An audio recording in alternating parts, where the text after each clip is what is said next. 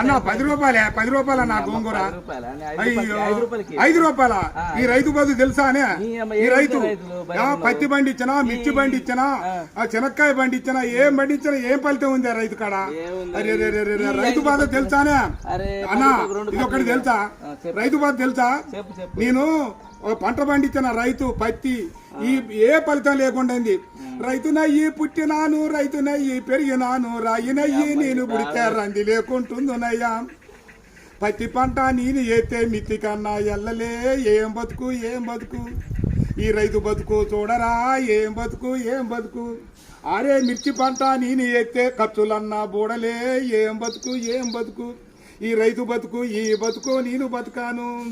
పల్లెరుగా yellow పలుగురాల చేనుగాడ పాములు తెల్లల్లా తిరిగి ఎద్దులాగా ఎద్దు నాగి వానగుంటల నీళ్లు దాగి ముళ్ళ కంచాలెక్కి దూకితే గడ్డి మోపే గొంగడాయే పెంటగడ్డే పక్కల ఎత్తుని అమ్మ బతుకు. ఏం బతుకు ఏం బతుకన్నా ఈ రైతు బతుకు ఏం బతుకు?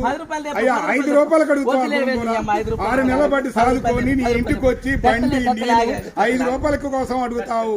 ఈ రైతు బతుకు ఎక్కడైనా చూసుకోలేవా? అయ్యయ్యా.